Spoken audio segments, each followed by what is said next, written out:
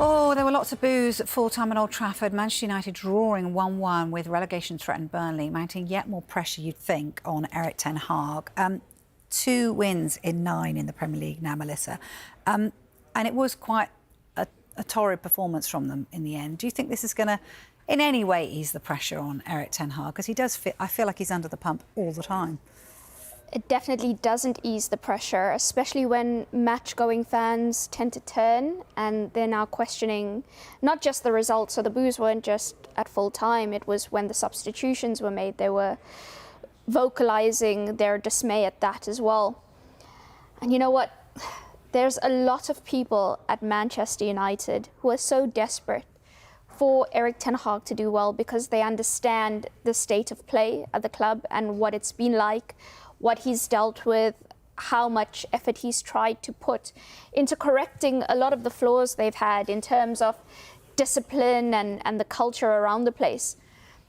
But as it was put to me, he's talking himself out of a job. Some of the stuff he says in press conferences, and when you're looking at it back and you're thinking, I understand he's now probably feeling in a place of needing to defend himself and defend his job. And so he's trying to find the things to highlight that could be positive or underlying reasons that things aren't going well. But it sometimes jars with reality. And I think as a fan, if you're reading or listening to that, you're thinking, have you just watched the same game as I have? Or have you not seen the recurring trends over the last few months? So that I understand he feels that he's under so much pressure and he has to really fight for himself. But the quote I was given was he's talking himself out of a job. Yeah, he's taken the media on, hasn't he? I mean, it was a fascinating press conference this week when he sort of said, he went back at them and said the media had described the game against Coventry, even though it was a victory in the end, as, you know, disgrace, embarrassment. And then he said, you're in a disgrace, you're an embarrassment, you know, to describe a win like that. Is he fighting the wrong battles at times? Because, you know, is it really important? And I say that genuinely, is it important to get the media behind you as a manager, to get the fans behind you? Because actually the job might itself become a little bit easier. Well, the first thing to ask is, what is the media now? And I was very fascinated by that in midweek, because it's changed now from the days when you would wait until newspapers landed either around about 10:30 at night or the following morning. Now, fans are making their judgments on matches in real time. You only have to go on social media and look down the side and you can see what fans, the people with the financial investment as well as the emotional investment, the way that they are assessing matches.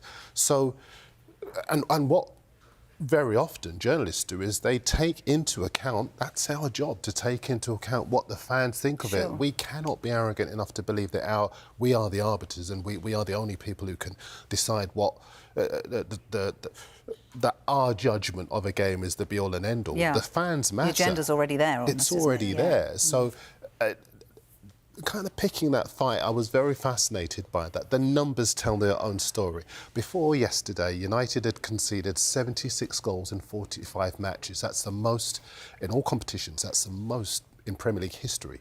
Now, if you go into any given match, they are giving teams, regardless of where they are in the Premier League, opportunities to score against them.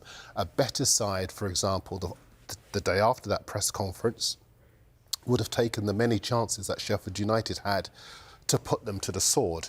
Now, given that yesterday Newcastle made short work of Sheffield United, again, there's context for you. So everything that and after the match, you know, I kind of looked at some of the United fan sites to see what they were saying. Yeah.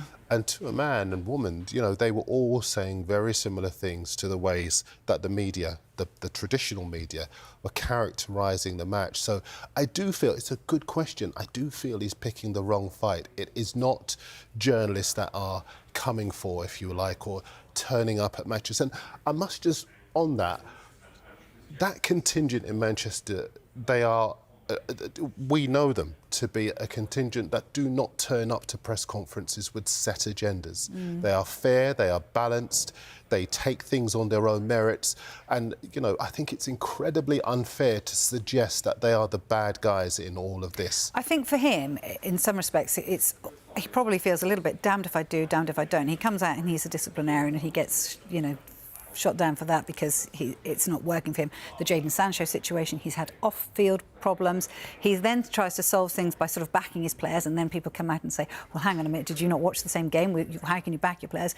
Then he comes out and says, actually, my players aren't getting it right. Do you know, it's but Vic, one... you know, what manager hasn't had all of those problems? No, I agree. You know, you go to any of the big clubs and there are managers who are fighting fires all the time, and we know that. And actually, there have been a lot of people who have been incredibly sympathetic, you know. And I've said on this show many times... To be fair to him, I don't think any manager has had to deal with the spate and the scale of off-field issues that Ten Hag has had to. That's one of the rare things I disagree with you on. I think all managers behind the scenes, some managers are just better, and some clubs don't have the profile of Manchester United. Yeah. Every single thing that happens with Manchester United, because they are this monster in world football, it is exacerbated far more. But they have had their off-field I'm thinking of one particular anything. club, for example, in the Championship that saved itself from relegation.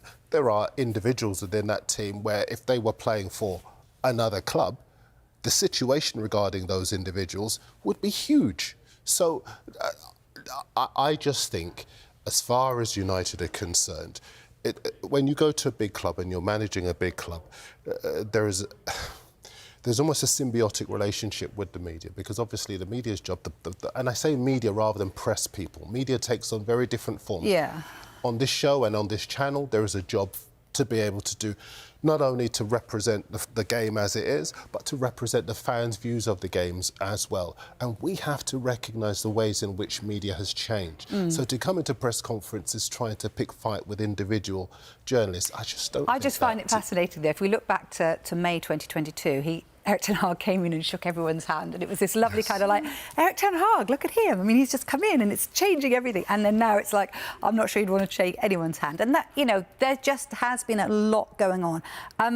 What are the papers saying today about Erik? Yeah, dare I? And that's another thing, you know, it's that whole thing, I suppose, if you're a paper reader, then you know, Erik ten Hag probably hasn't been out of the papers all year. There are so many, but I am just going to pick out one for you. I'm going to pick out... let's see. Let's go with Sunday Times, up in flames, because Jonathan Northcroft was at the game and he talked about... let's have a look. Sorry, this is the Manchester United paper. Yeah, and we're going to go with James Ducker. James Ducker, yes. So Telegraph, yeah, we're looking at, yeah. And that's the Telegraph. I knew that eventually I would get one wrong. There's a lot to go through, There are isn't there, so many Dan? newspapers to get through. As James Ducker, and this is his piece. All around the post-match press conference, as you've been saying, he says that Erik ten Hag referred back to that time, the aftermath of this latest dimly received disappointment, referencing how even that team, the one of Ronaldo and a young Wayne Rooney in 2004-05, quote, didn't play that great football, but were building and required the patience for him he himself was now calling for. He even went as far as to suggest that some acerbic critics of his United who played in that Ferguson team, Rio Ferdinand, Roy Keane, Gary Neville and the like, had forgotten the pressure they were under then. It was an interesting point, says James, well made, but others might also note that those United sides never finished lower than third in the Premier League. And unlike Ten Hag, Ferguson had an exemplary body of work behind him that ensured him time. And that's the point that James makes, that Ineos has come in and they've wiped out the hierarchy at the top of the business, which suggests that they are not happy with what they've seen so far. And given Ten Hag's body of work, the spotlight is now on him.